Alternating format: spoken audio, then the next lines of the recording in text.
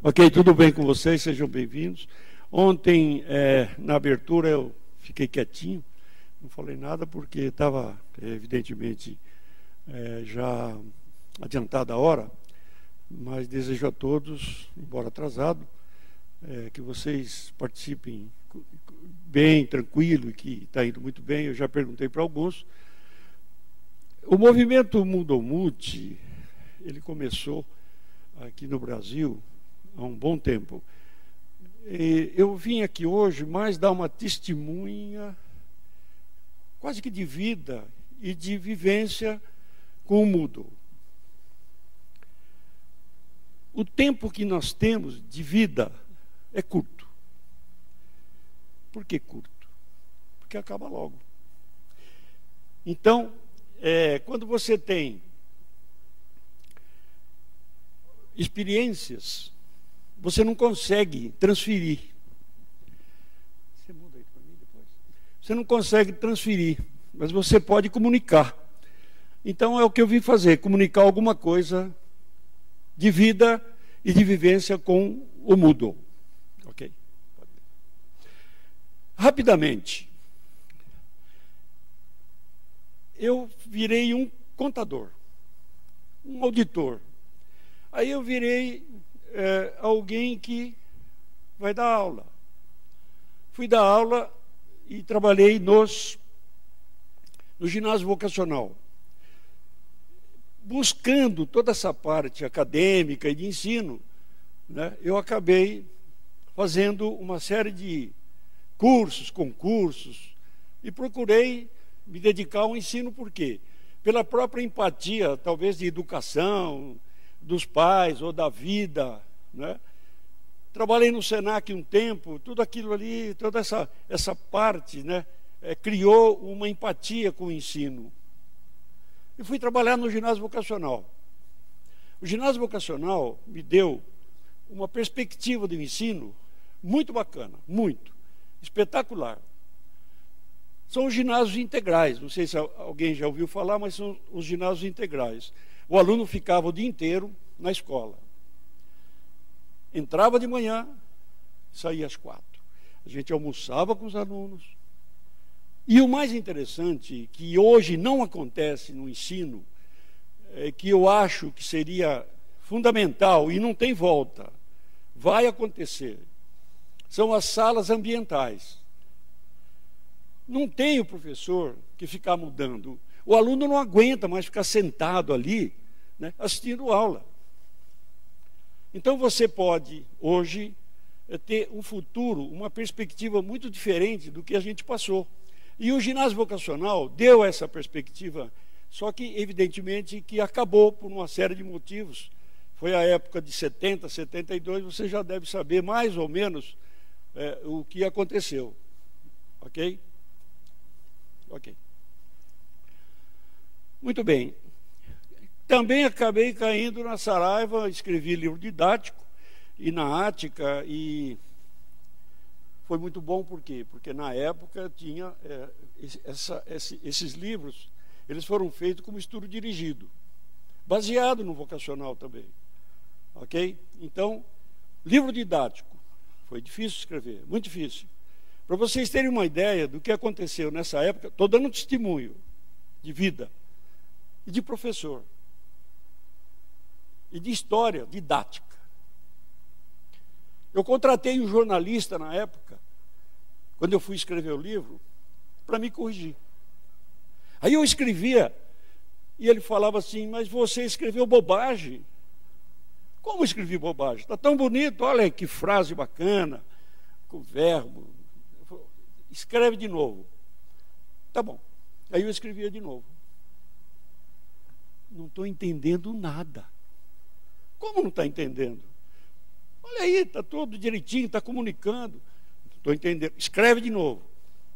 Então, essa disciplina criou um esquema também de você, quando comunicar, tomar cuidado com aquilo que você escreve. Daí vem a parte de conteúdo, e que eu passei a usar também na parte de conteúdo do ensino à distância. Então, veja bem, o estudo dirigido do livro nos leva a ter um conteúdo de texto na educação à distância, no Moodle, enfim, qualquer educação à distância, evidentemente, qualquer conteúdo, né? Um texto curto, muito curto. Você coloca um texto muito comprido, fica difícil você ler. O aluno começa a ter dificuldade e se cansa. Isso serve para empresa, serve para colégio, serve também para a universidade, ok?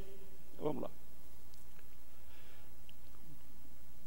Olha, por incrível que pareça, eu acabei comprando um computadorzinho pequenininho na época, engenheiro que trouxe dos Estados Unidos, e achei tão legal, tão bacana, que comecei a trabalhar na área de informática. Acabei virando uma firma de informática. Isso em 1980 e pouco. E em 97, achei bacana a internet. Não tinha internet no Brasil. Puxa, internet é um negócio legal, hein, cara? Olha, ele comunica pra caramba. Que beleza. Então, aí virei provedor. Ao virar provedor, 1 mega de comunicação ali. Imagina 1 mega. Hoje, quanto nós temos? 100 mega. Né? Como provedor, e pela empatia com o ensino, acabei pendendo para ensino à distância. Aí, nós tentei desenvolver um sistema próprio de ensino à distância. Terrível. Não consegui. Quem conseguiu legal desenvolver foi o Lino, que está aqui com vocês. Parabéns, Lino. Bacana, hein? Muito difícil. Não consegui. Bom, não consegui. Teleduc. Adotei o Teleduc para tentar trabalhar. Bom, se eu sou provedor, tenho servidores, trabalho com educação à distância, eu vou procurar, já que desenvolver próprio é difícil, eu vou procurar alguma coisa que existe no mercado. Entrei no Teleduc, mas não consegui. Por quê? Quando chegava a 2.000 alunos, o problema aparecia grave, ok? Muito bem, surge o conceito de Moodle, com o nosso amigo aqui, Martim Dougiamas. Ele criou uma estrutura quase que impossível no mundo. Ele criou um movimento inacreditável. Nem empresas de porte conseguiram esse movimento tão grande. Blackboard, por exemplo. O Blackboard, no exterior, ele é forte. No Brasil, ele não conseguiu muito sucesso. Imagina que o Moodle é tão bom, tão forte, que a Blackboard está trabalhando com o Moodle. O Blackboard trabalha com o Moodle. A Blackboard é o Moodle Room hoje. Então, eles têm o Blackboard e tem o Moodle. Isso no exterior e também aqui no Brasil. Ok. O Martin, ele trabalhou com o WebCT, trabalhou com o Blackboard. Daí que ele partiu para o conceito de Moodle como uma comunidade aberta, né? Como uma comunidade de participação colaborativa. E foi aí que surgiu o sucesso. Pode virar.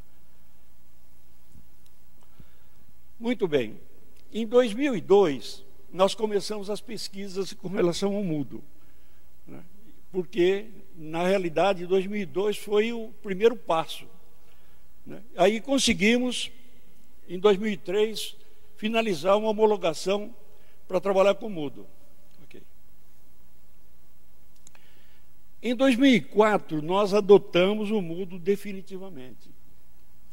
Mas o interessante, como era provedor, como a Direct Web sempre foi provedor, desde 97, a gente foi percebendo que o sistema de software, claro, qualquer sistema de software, né? Seja ele um ERP, seja ele uma contabilidade, qualquer sistema de software precisa de ter um servidor parrudo, ou um servidor pequeno, mas que ele tenha disco, que tenha uma possibilidade grande de você poder arquivar, você ter um Moodle data lá dentro, você banco de dados, ok? Ok. Muito bem. Então, nessa época, trabalhando com CPD, em São Paulo, no Brooklyn, Não tinha data center para valer no Brasil ainda. Não tinha data center, né? Aqueles prédios enormes, né? Onde você coloca toda a parte de servidor, de equipamentos, né? Com segurança e tudo mais. Foi aí que nós resolvemos criar um centro de dados para colocar toda a parte de AD dentro. Ok. Muito bem. Daí eu mudo 24 horas. Por que 24 horas? Porque, na realidade, não existe o sistema de software sem a parte de TI. A parte de TI é muito importante. Se você não tiver um esquema atrás de TI muito bem montado, você tem problema. Ok? Pode virar. Muito bem. Por que você tem problema? Ontem eu gostei demais de quando apareceu aqui o rapaz da Oracle. Vocês viram o que ele falou. Quem estava aqui ontem viu. Ele falou a respeito do banco de dados MySQL, que é free, mas Enterprise, né, a Oracle que domina. Então, veja bem, ou muda o sistema de software. Você instala a instância, você cria o template, você coloca esse template, e a partir daí, você tem que ter uma infraestrutura. Okay. Muito bem. Como vocês estão vendo ali, ó, muitas vezes é uma loucura você ter um servidor dentro da tua empresa, dentro da tua universidade, da tua entidade. Você tem problemas, muitas vezes, da rede local, do cabeamento, da colocação desse servidor, da parte de ar-condicionado, é 24 horas que tem que funcionar. Então, o CPD, hoje, ele funciona nas empresas como um data center, quando consegue ter um investimento para fazer um data center. Se não, vai para um data center.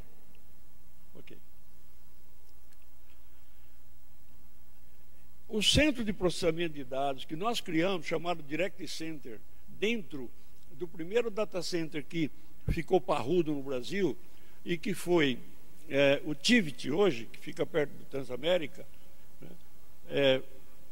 estava pequenininho. A gente começou pequeno dentro desse data center. E por que foi importante? Porque começou a atender as faculdades, começou a atender a faculdade de uma maneira efetiva em termos de processamento de dados. Mas assim mesmo, precisava crescer. E procurar um atendimento mais rápido. Imagina, você está num data center, né, e você precisa de um atendimento mais rápido. Ora, o data center é feito para atender rápido. Mas nem sempre atende, nem todos atendem. Ok? Eu estou com o meu colaborador Gabriel aqui, gente fina, está dando uma mão boa aí. Obrigado. Então, pessoal, veja bem, aí nós somos aqui para o Verizon, que fica ali em Alphaville. O Verizon, ele é uma rede de data center mundial. Ele comprou todos os Terremark do mundo, que era outro universo de data center muito grande, com investimentos fortes, não é? E a Verizon comprou. Essa entrada fica ali em Alphaville. E nós estamos lá dentro com o nosso centro de processamento. Muito bem. E como é que você entra no data center? Você entra, mas a segurança é total. Então, veja bem, eu tenho um CPD, eu tenho meu servidor, está lá dentro, está fechado, ninguém entra, eu tenho uma segurança, eu tenho firewall, eu tenho proxy, eu tenho antivírus, eu tenho tudo ali dentro. Mas será que a segurança é igual de um data center? Não é. Eu também tenho CPD. Mas não adianta.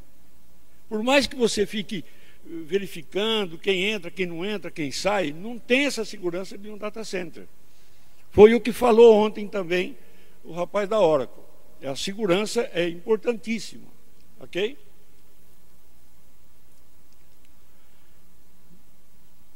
Bom, equipamento de primeira linha, você nem sempre começa com equipamento de primeira linha porque é caro, né? Você tem um computador X e você começa com uma segunda linha. Hoje nós temos uma primeira linha em tudo, ok? O crescimento, ele leva você a ter um atendimento o mais rápido possível. É o SLA que ele falou.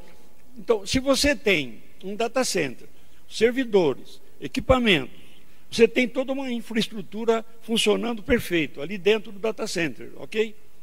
Você tem que ter um SLA bom, internacional. O SLA é um acordo de nível de serviço. Então, se eu vendo ofereço para uma universidade que tem 24 horas e o Moodle está ali dentro, eu tenho 40 mil alunos entrando, né? Não tem hora, sábado, domingo.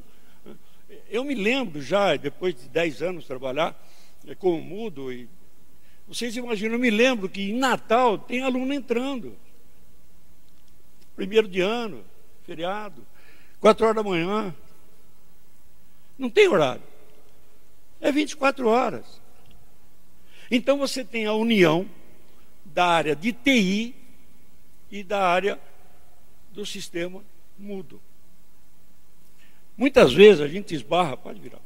Muitas vezes a gente esbarra com algumas coisas que vêm do professor. O professor às vezes trabalha mal em relação ao conteúdo, colocando coisas que depois ele também... Porque o tutor está ali para dar aula, ele está ali para, evidentemente, trabalhar no virtual, né?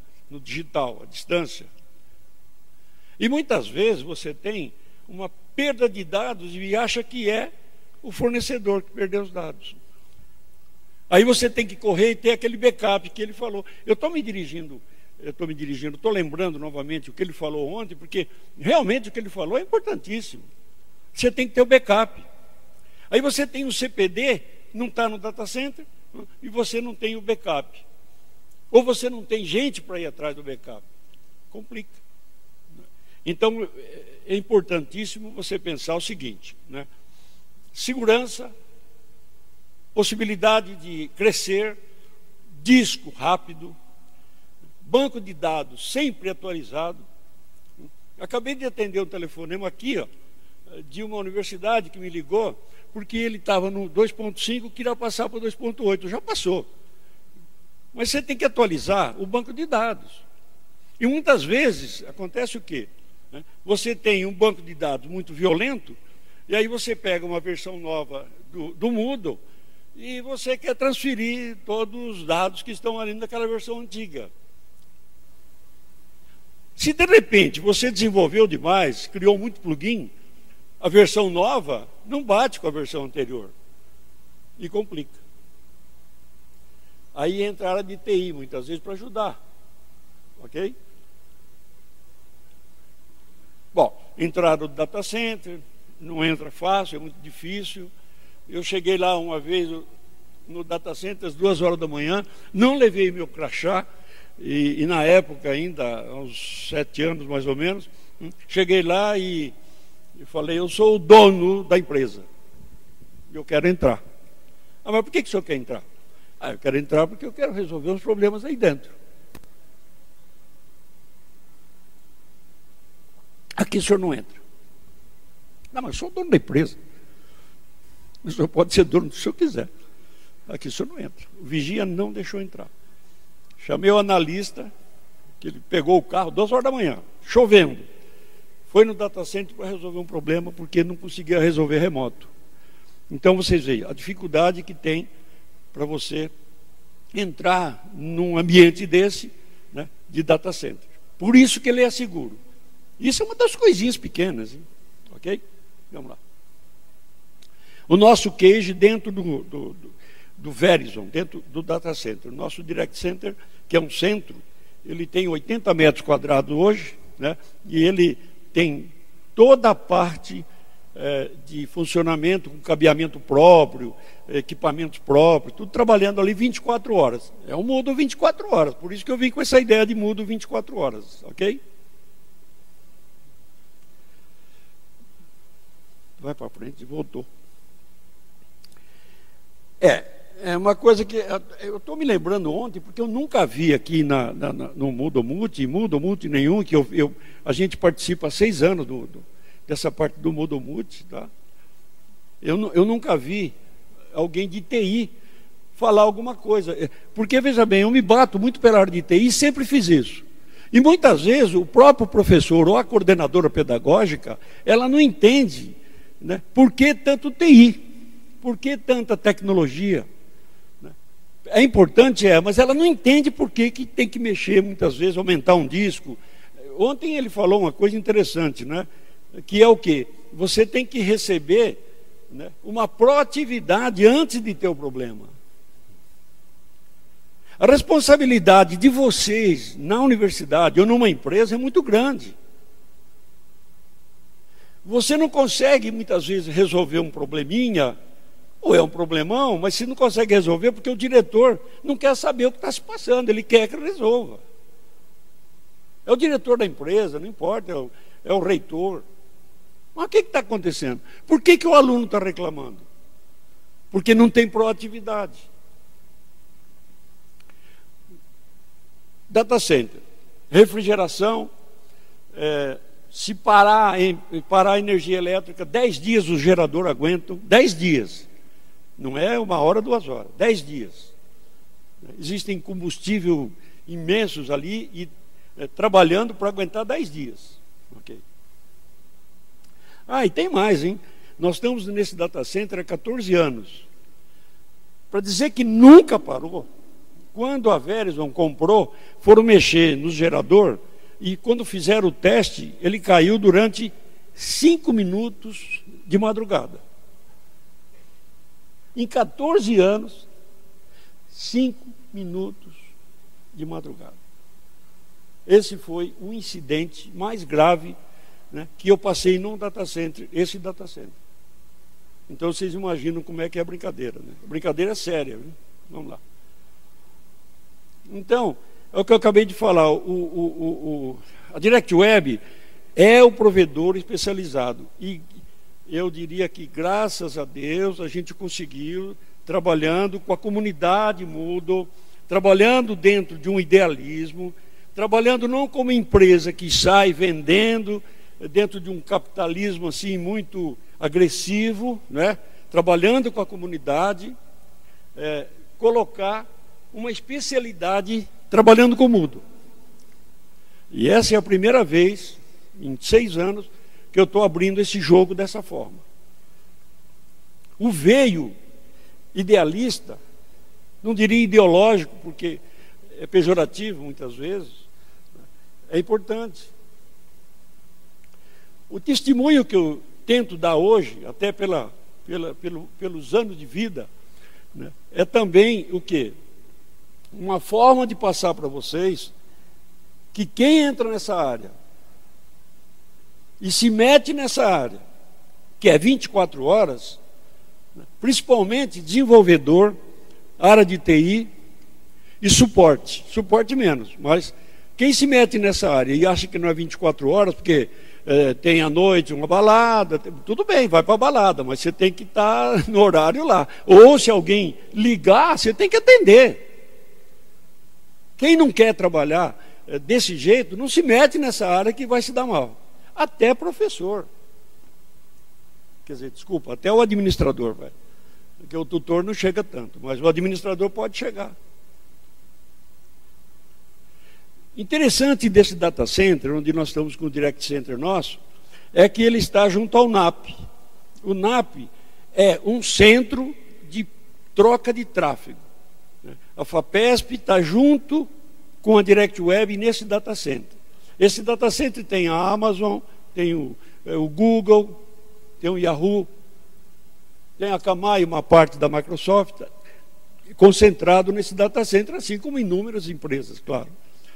Só que as operadoras, Bratel, Vivo, Host, enfim, as operadoras telecom que trocam tráfego dentro do NAP, né, é um ponto que converge todos os acessos dos alunos e de quem usa a internet, o usuário. Esse ponto de troca de tráfego ele é muito importante, por quê? Porque o aluno ou usuário da internet, ele ganha um tempo enorme, 30%, 40% às vezes, ou mais, dependendo do horário, né? Porque ele não fica rodando nos NOC, até do mundo, para poder acessar o servidor que está dentro do data center. E esse NOC, esse NAP, está junto com a Rede Nacional de Pesquisa. A Rede Nacional de Pesquisa, ela congrega a grande parte das universidades do Brasil, principalmente as públicas. Mas tem universidade privada que também não sabe que pode trocar tráfego, mesmo não estando nesse data center. A Mackenzie troca tráfego. Então, se você tem uma tecnologia, que a gente tanto fala em tecnologia, se você tem uma tecnologia no dia a dia, que às vezes você até esquece daquilo, né, no dia a dia que funciona, o seu mundo funciona melhor.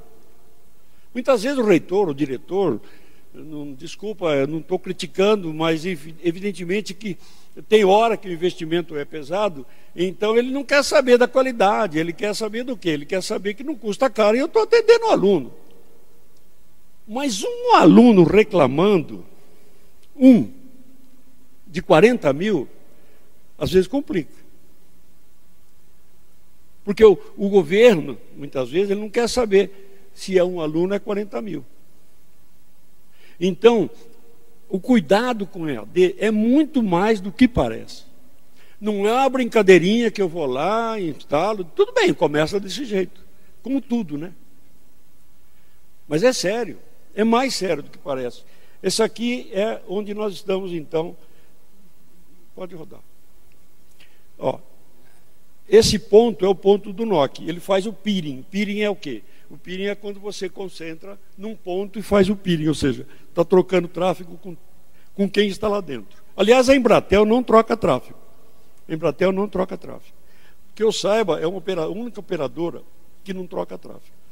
Tanto assim que quando o aluno entra você tem, por exemplo, uma unidade, uma entidade, né, e nessa entidade ela está ligada na Embratel, ela contratou a Embratel.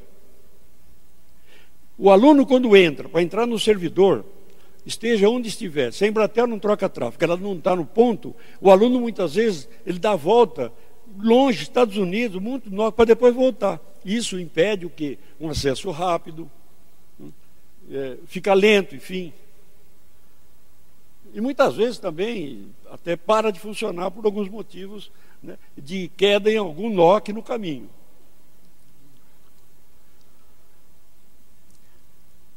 Aqui eu estou colocando uma topologia, que é uma topologia de ponto a ponto. Se eu tenho uma universidade ligada diretamente onde está o servidor, e o servidor está dentro do data center, não sei se vocês estão conseguindo ver ali, ó, é tipo estrela, está vendo? Tipo estrela. Aqui, ó. Ponto a ponto. Cada universidade ou cada empresa, né, se ela estiver ligada aqui, você tem a universidade ligada ponto a ponto. O que é ponto a ponto? Ponto a ponto significa o seguinte, que não tem nada no meio para você chegar no servidor. E quando você tem uma internet muito boa aqui dentro do data center, né, você entra por aqui e sai para o mundo pela internet. Dentro do data center. Vantagem, quem está dentro da faculdade consegue entrar no servidor aqui, ó, de uma maneira ótima, rápida. Não tem nada no meio, ó. Fibra ou rádio, não tanto faz. Ok? Vamos lá. Continuamos aqui a ver a parte de internet de concentração do NOC. Continuamos a ver como é que funciona o NOC, que é o ponto de concentração. E do Brasil inteiro, viu? Está trocando tráfego aqui. O Rio de Janeiro também tem essa parte de RNP, que é de lá que parte o RNP, a Rede Nacional de Pesquisa. Universidades que estejam aqui dentro estudam o assunto, hein? É muito importante. Trocar tráfego é muito importante, a internet fica melhor, fica mais rápida, né? E você consegue também, não só o up como o down fica mais rápido.